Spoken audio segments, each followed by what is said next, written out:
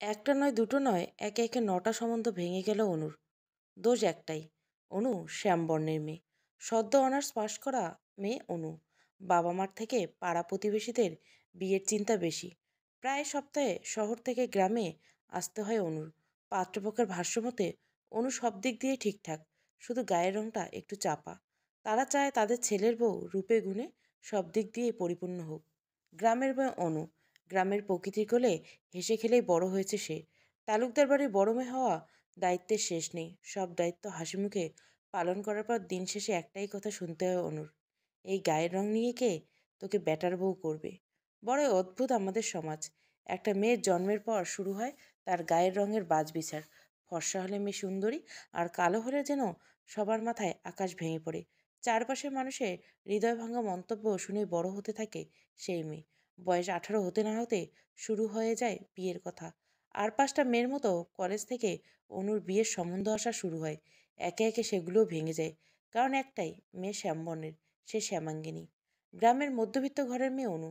টাকা শহর ঢাকায় মধ্যবিত্ত আর নিম্নবিত্ত চলা খুব কঠিন। অনুর বাবা যতটুকু পারেন গ্রাম থেকে টাকা পাঠিয়ে মেয়েকে সাহায্য করেন, কিন্তু তাতে তো আর টাকার শহর ঢাকায় চলা যায় না। পড়াশোনা করার পাশাপাশি টিউশন করে নিজের খরচ চালায় অনু। মাস শেষে যে টাকাগুলো বাঁচে সেগুলো অনু হয় গ্রামে পাঠিয়ে দেয়, না হয় ভবিষ্যতের জন্য ব্যাংকে জমা রাখেন। টিউশন করে সবেমাত্র স্টুডেন্টের বাসা থেকে বেরিয়েছে অনু। ফুটপাত ধরে বাসায় রওনা দিয়েছে অনু। রিকশায় গেলে হয়তো একটু সময় কম লাগতো, কিন্তু হেঁটে যাওয়াই ভালো। এদিকে যেমন টাকাও বাঁচবে, অন্যদিকে তেমন শারীরিক পরিশ্রম হবে। এমন সময় গ্রাম থেকে বাবার ফোন আসে অনুর ফোনে। অনু রিসিভ করলো। হ্যাঁ বাবা, বলো। আজকে একটু বাড়িতে আসতে পারবি মা? কেন, কি হয়েছে? না মানে তোকে বললাম না, কালকে পাত্রপক্ষ দেখতে আসবে। অনেক বড় ঘর থেকে সম্বন্ধটা এসে। আসলে কি বাবা, তারা তো আমায় পছন্দ করবে না। আমি কালো। কষ্ট করে আয় না মা। আচ্ছা, আমি বিকেলে ট্রেন ধরে আসছি। অনু কল কেটে দেয়। দুপুর 12টা বেজে গেছে। তাড়াতাড়ি বাসায় গিয়ে ফ্রেশ হয়ে দুপুরের খাবার খেয়ে স্টেশনের দিকে রওনা দিতে হবে। অনু পা চালিয়ে হাঁটা লাগায়। পাত্রপক্ষের সামনে এক হাত ঘোমটা টেনে বসে আছে অনু। পাত্রপক্ষের লোকেরা একের পর এক প্রশ্ন করেই যাচ্ছে। অনু যতটুকু পারে তাদের প্রশ্নের জবাব দেওয়ার চেষ্টা করছে। প্রশ্নোত্তর পালা শেষ হলে শুরু হয় অনুর ব্যবহারিক পরীক্ষা। ছেলের মা অনুকে হেঁটে দেখাতে বলে। এই এক জ্বালা। অনুর কাছে এই বিষয়টা খুব বিরক্তিকর। হেঁটে দেখা মানে ওগুলো। অনু কি তাদের সামনে উড়ে উড়ে এসেছে? মুখের উপর জবাব দিয়ে দিতে ইচ্ছে করছে। এমনি অনুকে তারা রিজেক্ট করবে, অমনিতেও তারা অনুকে রিজেক্ট করবে। তাহলে মুখের উপর জবাব দিতে ক্ষতি কি? আমাদের সমাজে এমনিতে মেয়েদের দোষ বেশি। আর মেয়ে কালো হলে তো কথাই নেই। তার মধ্যে যদি বাইরের মানুষের মুখের উপর জবাব দিয়ে দেয়, তাহলে তো তাদের কাছে তা বেয়াদবি হবে। লোকজন বলবে তালুকদার বাড়ির বড় মেয়ে অনুপমা বেয়াদব। মানুষের মুখে মুখে তর্ক করে। তাই সব কিছু মুখ বুজে সহ্য করে নেয় অনু। ছেলের মায়ের কথা মতো তাদেরকে হেঁটে দেখায় অনু। তারপর নিজের জায়গা মতো গিয়ে বসে। ছেলের মা অনুর কাছে আসে। অনুকে সে ঘোমটা সরাতে বলে। অনু ঘোমটা সরায়। ছেলের মা অনুর চুলের কাটা খুলে দেয়। কোমর ছড়িয়ে পড়ে অনুর ঝলমলে কালো চুল। ছেলের মা অনুর চুল টান দেয়। অনু আ বলে করে উঠে বলে, চুল ধরে টানতেছেন কেন? ব্যথা লাগতেছে তো? না মানে দেখলাম, পরচুলো পরো নাই তো। অনু আর কথার পিঠে কথা বলে না। অনুকে দেখা হয়ে গেলে পাত্রপক্ষের লোকজন বলে, সবই ঠিক আছে, কিন্তু মেয়ে তো কালো, একটু রূপচর্চা তো করতে পারে আপনাদের মেয়ে। তাতে যদি একটু গায়ের রং উজ্জ্বল হয়। মাফ করবেন, অন্য মেয়েদের মতো রূপচর্চায় আমার আগ্রহ নেই। এগুলো আমি পছন্দ করি না। এগুলো আমার কাছে সময় নষ্ট ছাড়া কিছুই না। আর রইল গায়ের রং। গায়ের রং যে আমি ইচ্ছে করে এমন করছি তা নয়। আল্লাহ আমায় এই রং দিয়েছেন। এই রং নিয়ে অন্যদের সমস্যা আমার কোনো সমস্যা নেই। আল্লাহ যা দিয়েছেন আমি তা নিয়েই খুশি আছি। কথা শেষ হতে না হতে তাদের মুখের উপর কথা বলে দেয় অনু। ছেলেপক্ষের একজন উঠে দাঁড়ায়। হনহনিয়ে তারা বেরিয়ে যায়। যাওয়ার আগে বলে, তালুকদার সাহেব, আপনার মেয়েকে বলিয়েন একটু তার ব্যবহার ঠিক করতে। একে তো কালো, তার উপর ব্যবহারের কি ছিরি। মেয়ের বিয়ের জন্য ছেলে পান নাকি আল্লাহ জানে। ছেলেপক্ষে বের হয়ে আগে অনু নিজের ঘরে চলে যান। ব্যাগপত্র গুছিয়ে সে তৈরি বাড়ি ছাড়ার জন্য। শাড়ি খুলে ড্রেসিং টেবিলের সামনে দাঁড়িয়ে হিজাব বাঁধতে শুরু করেন অনু। এমন সময় তালুকদার সাহেবের আগমন ঘটে অনুর ঘরে। পাত্রপক্ষের সামনে অমন কথা না বললেও পারতি। কি করবো বলো? তাদের কথা শুনে অনিচ্ছা থাকা সত্ত্বেও মুখ ফসকে কথাটা বেরিয়ে গেল। তারা তো ভুল কিছু বলেনি। একটু রূপচর্চা করলে কি হয়? এই নিয়ে 10টা সম্বন্ধ ভেঙে গেল। আব্বু, আল্লাহ আমায় যা দিছে তাই নিয়ে খুশি থাকতে দাও না। রূপচর্চা করে আল্লাহর দেওয়া জিনিস আমি নষ্ট করতে পারবো না। এর মধ্যে অনু তৈরি হয়ে গেছে। কথাটা বলার সাথে সাথে ব্যাগ হাতে নেয় আর বলে, আসি বাবা, কালই এলি, আজকেই চলে যাবি? হ্যাঁ, টিউশন আছে। আমি তোকে স্টেশনে পৌঁছে দেবো? তা লাগবে না, আমি একাই পারবো স্টেশন অবধি যেতে। মা বাবা বাড়ির সবার কাছ থেকে বিদায় নিয়ে অনু স্টেশনের দিকে রওনা হয়। ট্রেনে উঠে বসে আছে অনু। অনুর গ্রাম স্টেশন ছেড়ে এসেছে অনেক সময় হলো। এখানে ইঞ্জিন চেক করবে, যার কারণে একটু দেরি হবে। ট্রেন ছাড়তে আরও 5 মিনিট বাকি। অনু পানির পিপাসা পাইছে, ব্যাগে হাত দিয়ে দেখে পানি নেই। অনু তাড়াতাড়ি ট্রেন থেকে নেমে যায়। পাশে একটি দোকান ছিল, সেই দোকান থেকে 1 বোতল পানি কিনে সাথে কিছু dry fruit like biscuit, packet জাতীয় কিছু খাবার। ট্রেনে হুইসেল বেজে যায়। অনু দৌড় লাগায় ট্রেনের দিকে। তাড়াহুড়ো করে যাওয়ার সময় আচমকা কারোর সাথে ধাক্কা লাগে অনুর। ধাক্কা লাগা ব্যক্তিটির সাথে সাথে থাকা জিনিসপত্র নিচে পড়ে যায়। অনু সেগুলো তুলতে তুলতে বলে, সরি, তাড়াহুড়োয় মাথায় একদম খেয়াল করিনি। না না, ঠিক আছে। অনু জিনিসপত্রগুলো গুছিয়ে দিয়ে তার হাতে দেয়। ইতিমধ্যে ট্রেন চলতে শুরু করছে। অনু দৌড়ে ট্রেনে উঠে যায়। ট্রেন ছেড়ে দেয়। সন্ধ্যা হয়ে এসেছে। অনু ঘুম ঘুম পাচ্ছে। পাশে থাকা একটা মেয়ে ব্যাগের দায়িত্ব দিয়ে অনু চোখ বুঝে। কিছুক্ষণ পরে অনুর ঘুম ভেঙে যায়। পূর্ণিমা রাত। ট্রেন লাইনের পাশে থাকা ক্ষেতগুলো যেন চাঁদের জ্যোৎস্নায় ঝলমলে উঠছে। কি অপরূপ সেই দৃশ্য! অনু প্রায় ট্রেন যাতায়াত করে, তবে এইবার প্রথমবার যে ট্রেনের যাতায়াত করছে, অন্যরকম এক অভিজ্ঞতার সম্মুখীন হলো অনু। এইমাত্র বাসায় ঢুকলো অনু। বাসায় ঢুকে দেখে অনুর রুমমেট চৈতি বিছানায় শুয়ে আছে। চৈতি আর অনু ইয়ারমেট, কিন্তু দুজনে ভার্সিটি আলাদা। অনুকে দেখে চৈতি উঠে দাঁড়ায়। কিরে অনু, কি হলো? কি আর হবে, এই সম্বন্ধটা ভেঙে দিল? তোর খুব কষ্ট লাগছে তাই না রে? কষ্ট? কিসের কষ্ট? যা কপালে ছিল তাই হয়েছে। যারা আমার বাহ্যিক সৌন্দর্য দেখে আমায় বিচার করে, তাদের ছায়া আমার জীবনে না থাকাই ভালো। চৈতি আর কথার পিঠে কথা বলে না। অনু ফ্রেশ হতে বাথরুমে চলে যায়। অনু ফ্রেশ হয়ে আসলে চৈতি খাবার গরম করার লেগে পড়ে। রাতের খাবার খেয়ে যে যার বিছানায় শুয়ে পড়ে। কাল আবার অনুর পরীক্ষা। কিছুটা ঠান্ডা পড়ছে। অনু কাঁথার নিচে বই নিয়ে ঢুকে। রাত 3টার দিকে অনুর ঘুম ভেঙে যায়। পড়তে পড়তে যে কখন চোখ লেগে গেছে তা অনু খেয়াল করেনি।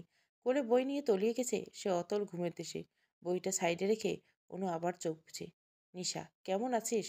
পরীক্ষা শেষ করে সবেমাত্র হল থেকে বেরিয়ে ব্যাগ থেকে ফোন বের করার জন্য একটু দাঁড়িয়েছিল অনু। আচমকা একটা ছেলে পেছন থেকে এসে অনুকে জড়িয়ে ধরে। ঘটনাটা হঠাৎ হয়ে যাওয়ায় অনু অনেকটা ভয় পেয়ে যায়। পিলে চমকে ওঠে অনু। কে কে? ছাড়ুন, এগুলো কি হতে চেয়েছি? কথাটা বলে হ্যাচকা টেনে নিজেকে ছাড়িয়ে নেয় অনু। ঘুরে দাঁড়ায় ছেলেটার দিকে। কষিয়ে চর বসিয়ে দেয় ছেলেটার গাড়ি। পাবলিক প্লেসে এগুলো কি ধরনের অসভ্যতা? মেয়েদের হ্যারাসমেন্ট না করলে ভাত হজম হয় না, তাই না? ছেলেটা গালে হাত দিয়ে দাঁড়িয়ে আছে। অনুর আগে 2-4টা কথা শুনিয়ে দেয় ছেলেটাকে। অনুর কথা জবাবে ছেলে বলে, আই এম এক্সট্রিমলি সরি। আমি মনে করছি নিশা। ওয়াও, সব মেয়েদের মধ্যে আপনি আপনার গার্লফ্রেন্ডকে দেখতেছি। নিশা অনুর ক্লাসমেটের সাথে ভালো বন্ধু। অনু ও তার বন্ধুরা জানে নিশার একটা ছেলের সাথে সম্পর্ক আছে, কিন্তু কোন ছেলের সাথে তা সে নিশার সম্পর্কে আছে তা নিশা এখনো কাউকে জানেনি। এর মধ্যে নিশা হল থেকে বেরিয়েছে। ছেলেটাকে দেখে সে নিশা দৌড়ে এসে ছেলেটাকে জড়িয়ে ধরে। নিশার এমন আচরণের জন্য অনু মোটেও প্রস্তুত ছিল না। এই মেয়ে, পাবলিক প্লেসে এগুলো কি করতেছো? তা ওই অসভ্য ছেলেটার সাথে? নিশা ছেলেটাকে ছেড়ে দেয়। ছেলেটার দিকে আর চোখে তাকায় নিশা। ছেলেটা নিশাকে বলে, আমি ওনাকে তুই ভেবে জড়িয়ে ধরছি। মানে তুই আর উনি সেম কালার হিজাব পরছিস তো, তাই তাই গুলিয়ে ফেলছে আর কি। ভাইয়া তুইও না? নিশার মুখে ভাইয়া ডাকটা শুনে অনু আকাশ থেকে পড়ে যায়। না জেনে বুঝে কতই না কথা শুনিয়েছে ছেলেটাকে। লজ্জায় অনু মাথা উঁচু করতে পারছে না। আমার টিউশনি আছে, আমি চললাম নিশা। কথাটা বলে অনু কোনো রকম সেখান থেকে সরে পড়ে। ক্লাস শুরু হওয়ার আগে বন্ধুদের সাথে ক্যাম্পাসে বসে আড্ডা দিচ্ছিল অনু। কিছুক্ষণ পর নিশা আসে, সাথে ওর ভাই। অনু উঠে দাঁড়ায়। নিশার ভাইয়ের কাছে যায় অনু। ইয়ে মানে সরি, কেন? সেদিন আপনাকে না জেনে বুঝে চর মেরেছিলাম। ব্যাপার না, আপনার জায়গায় অন্য মেয়ে হলে ঠিক তেমনই করতো যেমন আপনি করছেন। অনু আর কথার পিঠে কথা না বলে মুচকি হাসি দিয়ে চলে যায়। রাতে শুয়ে শুয়ে ফেসবুকিং করছিল অনু। আচমকা একটা রিকোয়েস্ট এলো। অনু আইডি চেক না করে সাধারণত রিকোয়েস্ট অ্যাকসেপ্ট করে না। যে কথা সেই কাজ। অনু আইডি চেক দিতে আইডিটার ভিতর ঢুকে দেখে নিশা মিউচুয়াল ফ্রেন্ড লিস্টে আছে। অনু রিকোয়েস্ট অ্যাকসেপ্ট করে। কিছুক্ষণ বাদে আইডি থেকে একটা মেসেজ আছে, চিনতে পেরেছেন? অনু রিপ্লাই দেয়, না, কে আপনি? আমি নীলাদ্রি, সরি, চিনতে পারিনি আপনাকে। আরে সেদিন চড় মারলেন যে, আর এখনই ভুলে গেলেন? নিশার ভাইয়া। অনু মেসেজে লাইক আসে। কিছুক্ষণ বাদে রিপ্লাই আসে, যাক তাহলে ভুলেননি, যায়নি। এই মুহূর্তে অনু আর কথা খুঁজে পাচ্ছে না। অনু যখন কোনো কথা খুঁজে পায় না তখন স্টিকার মারে শুধু। বরাবরের মতো এইবারও বাদ যায় না। অনু স্টিকার পাঠাতে শুরু করে। নীলাদ্রি কিছু বুঝে উঠতে পারে না। অনুর দেখা থেকে সেও স্টিকার মারটা শুরু করে। ট্রেন ছুটছে আপন গতিতে। হ্যাঁ, আজও অনু গ্রামে যাচ্ছে, সেই একই কারণে। যদি সে জানে তার এই সম্বন্ধ আগাবে না, গায়ের রং দেখে পাত্রপক্ষ নাকচ করে দিবে, তা বাবা মায়ের কথা রাখতে যেতে হচ্ছে পাত্রপক্ষের সামনে সংসাজতে। বাড়িতে গিয়ে অনু জানতে পারলো ছেলে আসেনি, তবে ছেলের কাকি এসেছে। তিনি এখন সংসারের মাথা, তার কথা মতো সব চলে। যৌথ পরিবারের ছেলে, বাবা মা রোড অ্যাক্সিডেন্টে মারা গেছে। ছেলের পরিবারের মধ্যেই বড়, ঢাকায় একটা বেসরকারি প্রতিষ্ঠানে ভালো পদে আছে। যথারীতি ছেলের পরিবারের লোকজন সব প্রশ্নের জবাব দেয় অনু। তারপর তারা অনুকে নিজের ঘরে যেতে বলে। তারা চলে যাওয়ার পর অনুর বাবা মা অনুর ঘরে আসে। তারা অনুকে জড়িয়ে ধরে কেঁদে দেয়। অনু কিছু বুঝে উঠতে পারে না, কান্নার কি এসে বাবা মা? আর পাঁচটা সমুদ্রের মতো এটাও ভেঙে গেল। এটা স্বাভাবিক বিষয়। এখানে কান্নার খেয়েছে আমি বুঝতে পারলাম না। আলহামদুলিল্লাহ ওনারা তাকে পছন্দ করছেন অনু। তালুকদার সাহেবের মুখ থেকে অনু মোটেও এমন কথা আশা করেনি। কি এমন জিনিস পেল তারা অনুর মধ্যে, যা বাকিরে পায়নি? ব্যাপারটা মোটেও সোজাভাবে নেওয়া যাচ্ছে না। কফিতে বসে আছে অনু। ছেলেটা আজকে ওর সাথে দেখা করার কথা ছিল। অনু ছেলেটার জন্য আধ ঘন্টা যাবত অপেক্ষা করছে, কিন্তু ছেলেটার কোনো দেখা নেই। মিনিট পাঁচেক পর একটা লম্বা করে ছেলে আসে। অনুর পোশাক দেখে ছেলেটা বুঝে যায় সে অনু। ছেলেটা অনুর কাছে দাঁড়ায়। অনু উঠে দাঁড়ায়। আপনি কি অনুপমা তালুকদার? জি, আমি অনুপমা তালুকদার। হাই, আমি আভাস, প্লিজ সিট। ছেলেটা বসে পড়ে। কিছুক্ষণ পর ওয়েটার আসে। আভাস নিজের জন্য অর্ডার করে। অনু, আপনি কি খাবেন? এক কাপ কফি? ব্ল্যাক। জি না, কোল্ড কফি।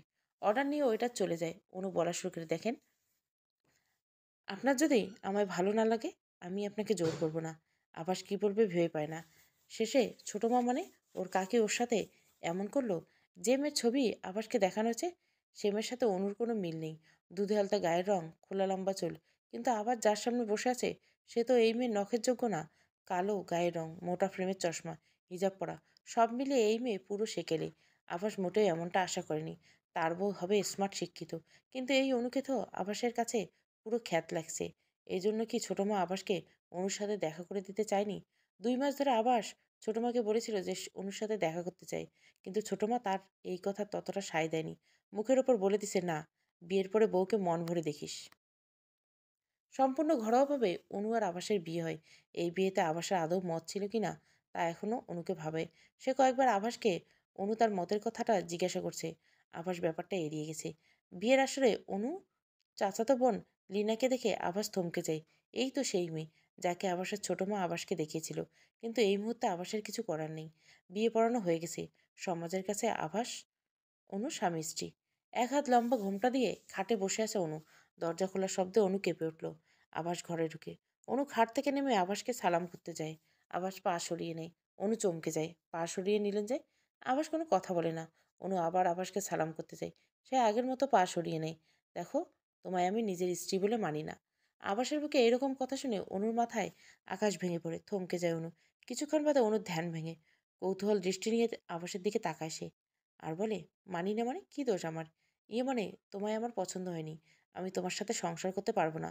আমতা আমতা করে কথাটা বলে আভাস। অনুর মাথায় আকাশ ভেঙে পড়ে। বিয়ে হয়ে গেছে আর এখন আভাস বলছে অনুকে তার পছন্দ নয়? অনু তো আগেই আভাসকে জিজ্ঞাসা করেছে সে আদৌ এই বিয়েতে রাজি কিনা, কিন্তু তখন তো আভাস কোনো কথা বলেনি। আমি তো বিয়ের আগে তোমায় জিজ্ঞাসা করছি যে তুমি আদৌ বিয়েতে রাজি কিনা, তখন তো কোনো কথা বলোনি। তোমায় বিয়ে করছি সম্পূর্ণ ফ্যামিলির কথা ভেবে। আমি লিনাকে পছন্দ করি। আর ছোটো মা আমাকে লিনার ছবি দেখেছিল আর বলেছিল ওর সাথে আমার বিয়ে ঠিক। কিন্তু আমার সাথে যে ছোটো মা এমনটা করবে তা আমি কল্পনাও করিনি। ঠকানো হয়েছে আমায়। তো এইখানে আমার দোষ কি? কেন আমার জীবনটা নষ্ট করলো? আভাস আর অনুর কথার জবাব দেয় না। সে চুপচাপ ঘর থেকে বেরিয়ে যায়। অনু আভাসের যাওয়ার পানে এক দৃষ্টিতে চেয়ে থাকে। আপা বলতো তার ছেলের বউয়ের রূপের আলোয় নাকি ঝলমল করবে পুরো বাড়ি। আজ আপা বেঁচে থাকলে দেখতে পেত তার ছেলের বউ দিনেই অন্ধকার। খুব অহংকার ছিল না আপুর?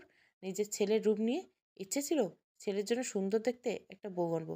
আফসোস তা আর হলো না। কথাটা শেষ হতে না হতে হাসতে হাসতে বিছানায় বসে পড়ল আবাসের ছোট মা শিউলি রমন। বাইরে মানুষকে খুব দেখান যে আবাসে তার দুই নয়নে মণি, কিন্তু ভিতরে ভিতরে উনি আবাসকে মোটেও সহ্য করতে পারে না। আজ অনুর বউ ভাত। সম্পূর্ণ ঘরোয়া, কাছের কিছু আত্মীয়দের আমন্ত্রণ করা হয়েছে। অনু সকালে ফজরের নামাজ পড়ে আবাসে ঘরে আনতে পাশের ঘরে যায়। বাইরে মানুষকে কিছুতেই আবাস আর অনুর বিষয়টা জানতে দেওয়া যাবে না। গিয়ে দেখে আবাস গভীর ঘুমের আচ্ছন্ন। রাতে হয়তো কান্না করছে আবাস। চোখের আশেপাশে অশ্রুর দাগ স্পষ্ট দেখা যাচ্ছে। কান্নার কারণটা স্বাভাবিক। না জানি অনুর জন্য আবাসকে সারা জীবন আর কত কষ্ট সহ্য করতে হবে। অনু প্রথমে আবাসকে মুখে ডাক দেয়। আপনি উঠে আপনার ঘরে গিয়ে শুতে পারেন। আমি আর আপনার ঘরে যাব না। অনুর ডাকে আবাসের ঘুম ভাঙে না। অনু আবাসকে ধাক্কা দিতেও হাত বাড়িয়ে দিয়ে আবার সরিয়ে নেয়। আবার সে আবাসকে ডাক দেয়, উঠুন। এবার আবাসের ঘুম ভাঙে না। অনু অনেকটা বাধ্য হয়ে আবাসের গায়ে হাত দেয়। আবাসের ঘুম ভাঙে। ঘুমের ঘরে অনুর কথা মতো নিজের ঘরে চলে যায় আবাস। বাড়িতে আবাস অনুর আত্মীয় স্বজন এসেছে। আবাসের আত্মীয়রা নিজেদের মধ্যে অনুর গায়ের রং নিয়ে বলাবলি করছে। এমন সময় শিউলি রহমান অনেকটা অ্যানাউন্সমেন্ট দেওয়ার মতো বলে ওঠে, আপনাদের অনেকের মনে হয়তো প্রশ্ন জাগছে, আমার চাঁদের টুকরো ছেলে আবাসের বউ এমন কেন, তাই তো? তাহলে কি জানেন, বাইরের সৌন্দর্য দেখে মানুষ বিচার করতে নেই। এই সৌন্দর্য আজ আছে কাল নেই। আভাস অনুর মনের সৌন্দর্য দেখে ওকে বিয়ে করছে, তাই না আভাস? আভাস মাথা নাড়িয়ে শিউলি রহমানের কথায় সম্মতি জানায়। আরেকটা নকল হাসি দেয়। অনু কিছুটা শিউলি রহমানের কথায় ভরসা পায়।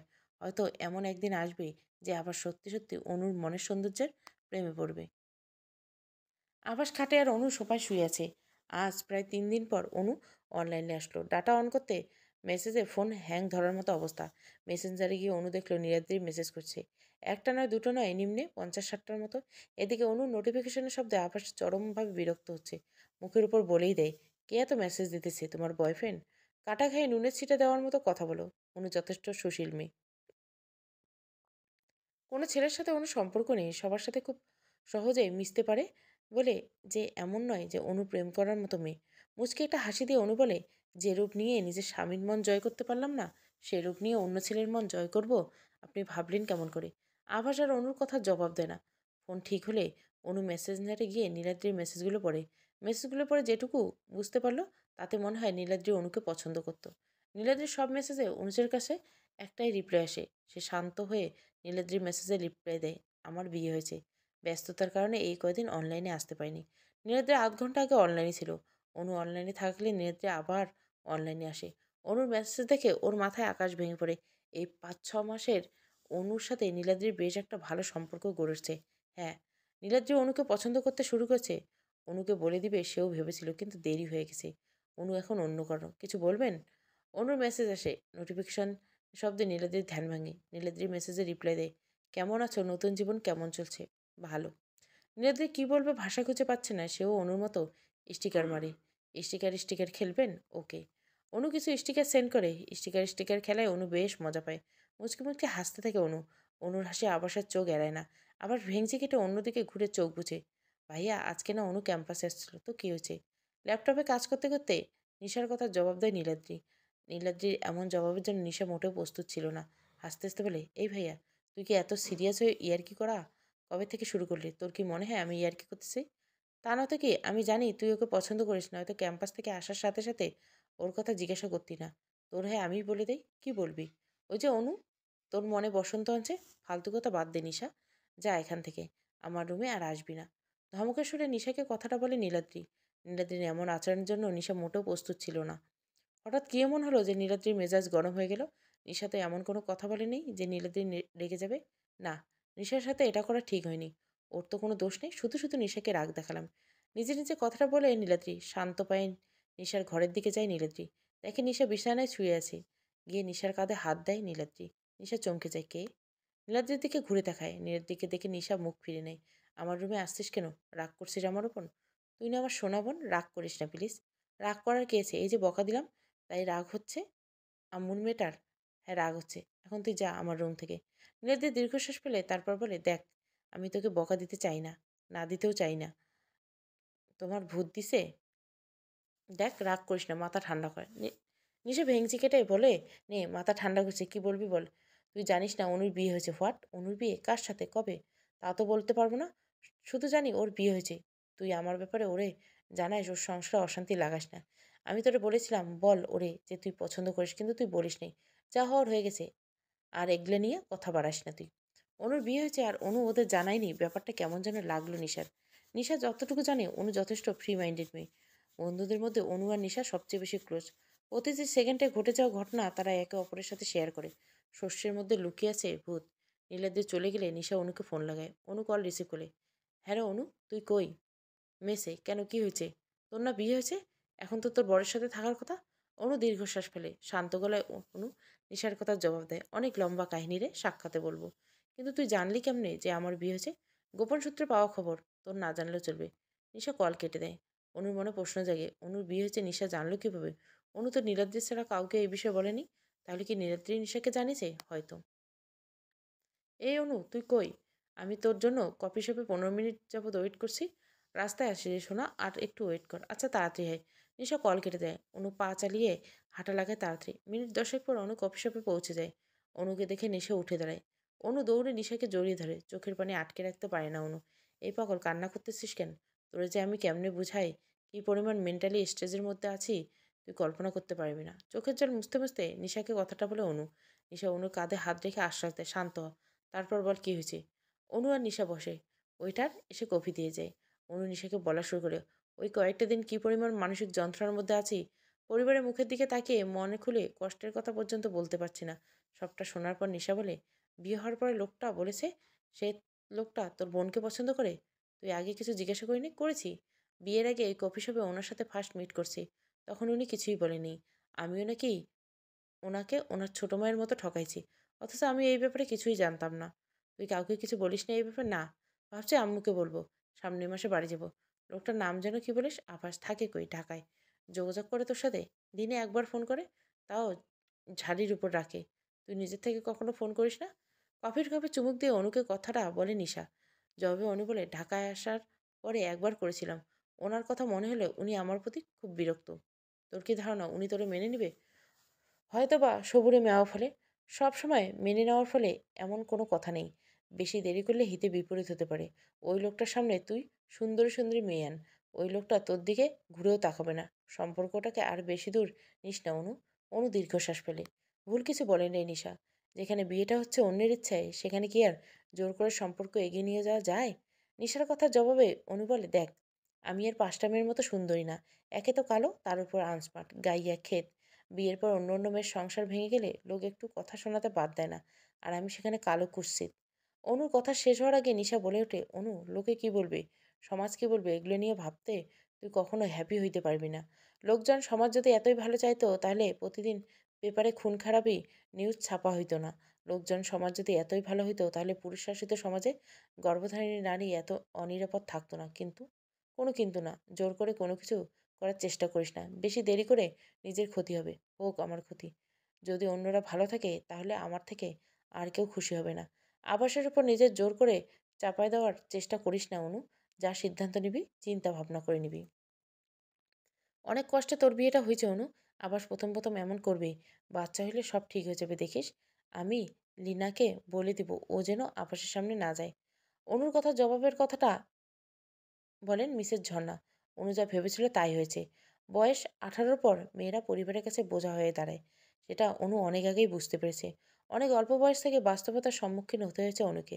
অনেকের কাছে শুনেছে অনু বাচ্চা হওয়ার পর নাকি অনেক সম্পর্কই আর 5টা স্বাভাবিক সম্পর্কের মতো স্বাভাবিক হয়ে যায়। নিচে দাঁড়িয়ে প্রাক্তন স্বামী আর বোনের বিয়ে দেখেছে অনু। চোখে মুছে একদিকে যেমন প্রশান্তির ছাপ, ঠিক তেমনই অনিশ্চিত ভবিষ্যৎ অনুকে ভাবিয়ে তুলছে। নিজের ভবিষ্যতে না, অনুর বাচ্চার অনিশ্চিত ভবিষ্যৎ অনুকে চিন্তায় ফেলেছে। ডিভোর্স হওয়ার 1.5 সপ্তাহ মাত্রায় অনু জানতে পারে অনু প্রেগনেন্ট। অনুর বাবা মা খবরটা আবাসকে জানাতে চেয়েছিল, কিন্তু অনু চায়নি এই বিষয়ে আবাস কিছু জানুক। আর জানলেই বা কি? আবাস তো আর লিনার দিক থেকে অনুর দিকে মন ঘুরবে না। আবার যদি অনুর কাছ থেকে অনুর বাচ্চাকে কেড়ে নেয় তখন কি হবে? তার চেয়ে অনু একাই থাকবে ভালো। কিন্তু সমাজ, সমাজকে আদৌ অনু আর অনুর বাচ্চাকে মেনে নিবে? আবাস আর লীনা বের হয়ে যাওয়ার পর অনু বের হয়ে যায়। বছরখানেক পরে অনু বাড়িতে পা দিবে না। ট্রেন থেকে নামতে দেখে প্ল্যাটফর্মে নিশা আর শিশির দাঁড়িয়েছে। শিশির অনুর অফিসের বস আর নিশার বর। অনুর সূত্র ধরে শিশিরের সাথে নিশার পরিচয়। প্রথমে বন্ধুত্ব, পরে বন্ধুত্বটা অনেকটা আরেকটা সম্পর্কের দিকে এগিয়ে যায়। অনেক ঝড়ঝাপটা পরে পরিবারের সম্মতিতে নিশা আর শিশিরে বিয়ে হয়। 2 বছর অনেক কিছু বদলালো, বদলেনি নীলাদ্রির মন। নিশা সব বলেছে অনুকে। অনু হ্যাঁ বা না কোনোই বলেনি। নীলাদ্রির একটাই কথা, সে অনুর জন্য সারা জীবন অপেক্ষা করতে পারবে। ঢাকা শহরে অনু, নিশা আর নীলাদ্রি ছাড়া কেউ নেই। যে কোনো বিপদে সবার আগে অনুর পাশে এসে দাঁড়ায়। শিশিরও অনুকে নিজের সাধ্যমতো সাহায্য করে। সামনে যে অনুর উপর দিয়ে আর কত ঝড়ঝাপটা যাবে কে জানে। হাসপাতালে করিডোরে অনবরত পায়চারি করে যাচ্ছে নীলাদ্রি। একটু আগে অনুতে অতিথি নেওয়া হয়েছে। চিন্তায় নীলাদ্রি ঘেমে একাকার। নিশা পেছন থেকে এসে নীলাদ্রির কাঁধে হাত দেয়। চিন্তা করিস না ভাইয়া, আল্লাহর উপর ভরসা রাখ। ইনশাল্লাহ অনুর কিছু হবে না। আমি বলেছিলাম ওরে আজকে অফিসে না যেতে, কিন্তু ও তো আমার কথা শুনলই না। শিশির না থাকলে কি যে হতো? আপাতত কিছু হয়নি, শুধু শুধু টেনশন করিস না। এর মধ্যে ওটি থেকে নীলাদ্রির কলেজ লাইফের ফ্রেন্ড একটা মালা বের হলো। নীলাদ্রি দৌড়ে যায় মালার কাছে। মালার চোখে মুখে হতাশার সব স্পষ্ট। নীলাদ্রি ঘাবড়ে যায়। এই মালা, তোর চোখ মুখ এমন কেন নীল? মালা থেমে যায়। যে দীর্ঘশ্বাস ফেলে মালার এমন আচরণে নীলাদ্রি আরো ঘাবড়ে যায়। এই মালা, কি হয়েছে বল? বলতেছিস না কেন? মালা হেসে দেয়। মালার এমন আচরণের জন্য নীলাদ্রি নিশা কেউ প্রস্তুত ছিল না। দুজনের মাথা যেন আরো চিন্তা ভর করে। আগে মিষ্টি খাওয়াবি, তারপর বলবো কি হয়েছে। এখনই মিষ্টি আনতে যা। আগে বল কি হয়েছে। কংগ্রাচুলেশন, তোর টুইন বেবি হয়েছে, তাও মেয়ে। আল্লাহ তারে দুইটা মিষ্টি পরিয়ে দিয়েছে। মালার কথা শুনে নীলাদ্রির যেন আনন্দ ধরে না। কিছুক্ষণ বাদে নীলাদ্রির মুখের হাসি মিলিয়ে যায়। মালা নীলাদ্রিকে জিজ্ঞাসা করে, কিরে, হাসি কই ভেনিশ হয়ে গেল? অনু কেমন আছে? আল্লাহর রহমত, ভাবি যে সুস্থ আছে। তুই শুধু শুধু তখন চিন্তা করলি। এখন যা, মিষ্টির দোকান থেকে দৌড় দিয়ে যা। আজ অনু আর নীলাদ্রি তাদের মেয়ে নিয়ে অনুর গ্রামের বাড়িতে গেছে। গ্রামের সব মানুষ জানে এসেছে তালুকদার বাড়ির বড় মেয়ে, মেয়ের জামাই এবং অনুর মেয়েদের দেখতে। অনুর বাবা সব আত্মীয়দের দাওয়াত দিয়েছে। আবাসও বাদ যায়নি। নীলা প্রেগনেন্ট, যার কারণে সে আপাতত বাপের বাড়িতে থাকে। নীলাদ্রির বাড়িতে বারান্দার চেয়ারে বসেছিল। অনু মাহি রাহিকে খাইয়ে দিয়ে নীলাদ্রির কাছে যায়। বাড়ি ভর্তি মেহমান, সব তো অনুর মার দ্বারা একা করা সম্ভব না। লিনার মা নীলাকে ব্যস্ত, যার কারণে অনু মাকে তিনি খুব একটা সাহায্য করতে পারেন না। এমন সময় আবাসের আগমন ঘটে। অনু আর নীলাদ্রিকে দেখে আবাস থমকে যায়। কেমন আছো অনু? অনিচ্ছার সাথে অনু জবাব দেয়, ভালো। আর আপনি? হুম। বাচ্চাগুলো তোমার অনু? জি। কিন্তু দেখে বোঝবার উপায় নেই, তাই না? আমি কালো, ওদের দুধে আলতা গায়ের রং। আল্লাহ কাকে কেমন রূপ দেবে বোঝা বড় দেয়। কিন্তু যাই হোক, আল্লাহর সব সৃষ্টি সুন্দর। শুধু আপনার চোখে কালো মেয়েরা বাদে। ফোঁটা দিচ্ছ না? জাস্ট মনের কথা বললাম। নীলার কাছে যান, আপনার জন্য অপেক্ষা করছে। কথাটা বলে অনু রান্নাঘরের দিকে পা বাড়ায়। আবাস মাহি রুহিকে আদর করে। নীলাদ্রি বলে, কে বলে নাম কি ওদের? জি, মাহি রাহি। চেহারা পেয়েছে মায়ের মতো, আর গায়ের রং পেয়েছে বাবার মতো, মানে আপনার মতো। So sweet. নীলাদ্রি আর কিছু বলে না। আভাস উঠে লিনার ঘরের দিকে পা বাড়ায়। অনু, তুমি আবাসে জানিয়েছিলে না যে তুমি প্রেগনেন্ট ছিলা? অনু ড্রেসিং টেবিলের সামনে বসে বসে চুলে বেনি করছিল। নীলাদ্রির কথা সে সেমে যায়। হঠাৎ করে নীলাদ্রি এই কথা জিজ্ঞাসা করলো কেন? অনু শান্ত গলায় নীলাদ্রির কথার জবাব দেয়, সাথে পাল্টা প্রশ্ন করে, না কেন? না এমনি। আজকে মাহি রাহিকে দেখলো, বলল ওরা নাকি বাবার মতো গায়ের রং পেয়েছে। ভুল তো বলেনি। দুই বোন তোমার মতোই সুন্দর হয়েছে। আর ওদের আম্মু? অনু হেসে দেয় আর বলে, ওদের আম্মু কালো, মিসেস অনুপমা। একটা কথা আছে জানেন, কালো জগতের আলো। তাই কথায় কথায় নিজেরে কালো বলে আমায় আর আমার বউকে অপমান করবেন না। আলো বলবে নয়, শ্যামাঙ্গিনী সুন্দর বলবে। আচ্ছা তাহলে আমি মিস্টার নীলাদ্রির শ্যামাঙ্গিনী সুন্দরী? Am I right mister? Absolutely right madam. Niladri আর অনু হেসে দেয়। মা বাবাকে হাসতে দেখে অবুঝ শিশু রাহিম হয়ে খিলখিল করে হেসে দেয়। সমাপ্ত বলতে কিছু নেই। প্রতিটা গল্পের সমাপ্তই নতুন কিছুর সূচনা। শ্যামাঙ্গিনী। গল্পটা ভালো লাগলে অবশ্যই লাইক, শেয়ার এবং সাবস্ক্রাইব করবেন। Thank you for watching.